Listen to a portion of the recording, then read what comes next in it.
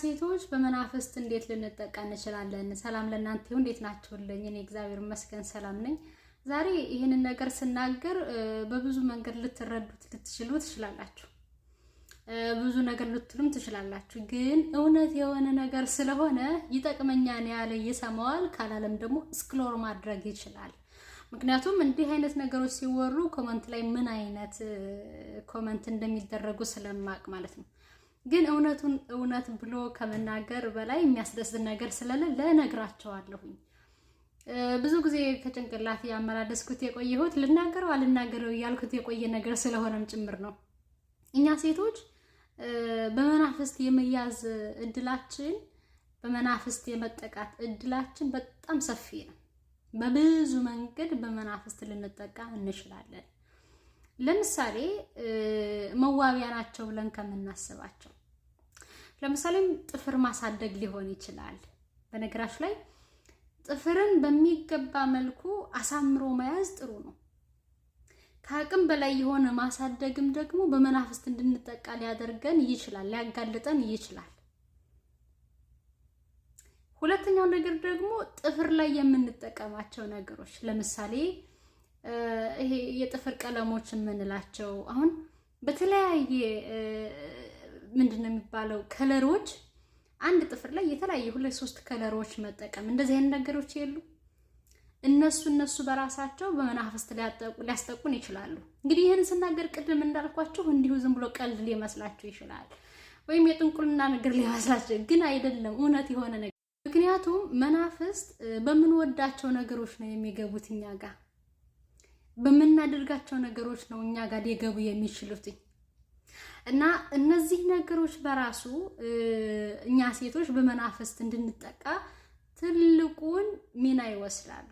እንዲሁም ደግሞ ምንዝር ጌጥ ማብዛት፣ ይሄንን ሐዋርያው ቅዱስ ጳውሎስም ተናግሮታል። እናታችሁን ሳራን ተመልከቱ እያለ ምንዝር ጌጥ ማብዛት እንደሌለብን ይናገራል። ብዙ ነገሮች እኛ እኮ እምብርት ላይ ነበረ፣ እምብርት ላይ ማድረግም ተጀምሯል። ታችኛው ሰፈርም ሊኖር እኮ ይችላል። እንደው እኮ ችግር ነው እውነት ለመናገር።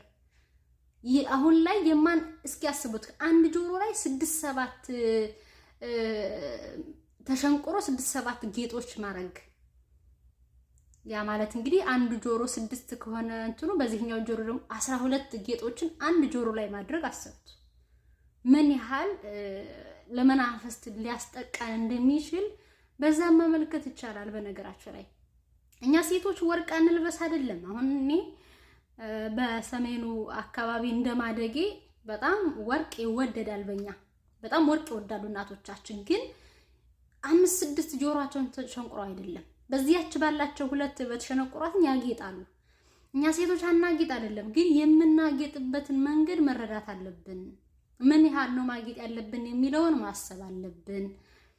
በቃ በጣም የወጣ አይነት አይደለም። በነገራችሁ ላይ ኮልኮሌዎች ነገሮችን ስላበዛን የምናምር እንዳይመስላችሁ፣ ውበት የሚኖረን እንዳይመስላችሁ። እውነቴን ነው የምላችሁ።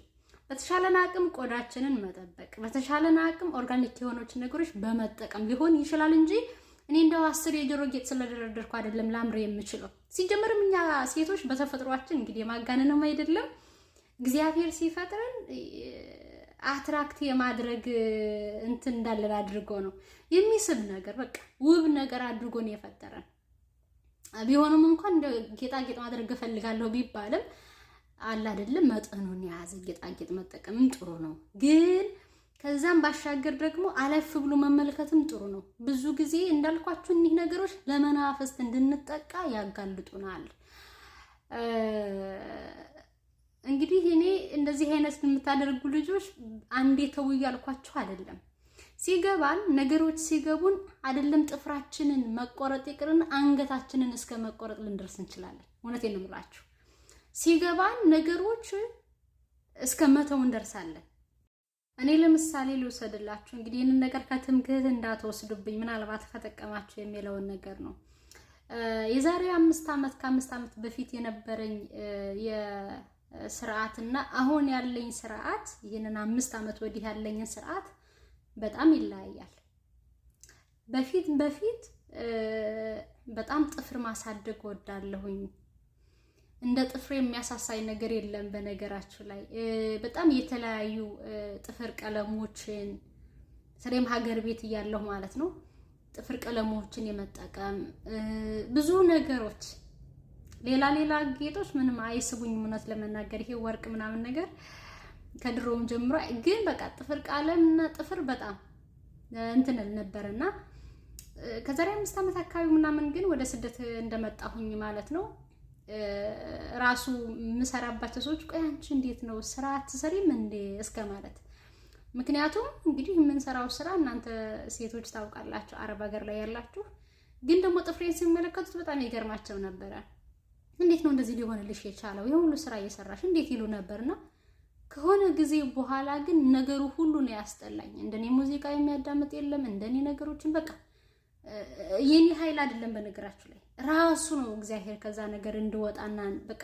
እንዲቆርጥልኝ ያደረገው እንጂ እኔ ምንም ያደረኩት ነገር የለም ነገራችሁ ላይ ይሄ ነገር ላይና አሁን ግን አይደለም ጥፍር እንደዚህ ማስረዘም ይቅርና አይደለም እነዚህን ጥፍር ቀለሞችን መጠቀም ይቅርና ትንሽ አደግ ካለ እንኳን በጣም ነው እንትን የምለው ክብድ ይለኛል ወዲያው ነው የምቆርጠው ቶሎም ያደግብኛል እንደገናም ደግሞ ወዲያው ነው የምቆርጠው ቢያንስ እኛ ክርስቲያኖች ቢያንስ በቃ በወር ውስጥ አንዴ ብንቆርጠው ጥፍራችንን